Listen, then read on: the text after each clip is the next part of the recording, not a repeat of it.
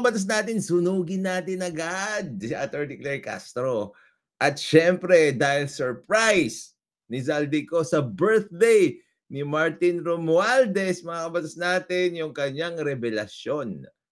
Okay? Well, it was purposely done, I guess. No?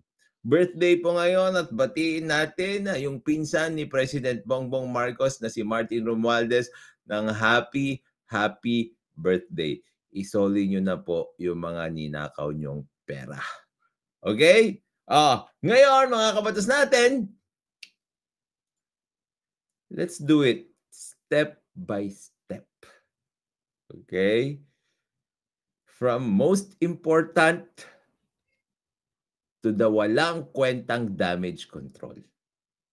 Gagawin ko sa inyo, mga kabatas natin, ididebunk ko yung mga eksperto ni Atty. Claire Castro na sinasabi niya daw. Tapos may pa-logic pa siya. Sweetik. My gosh.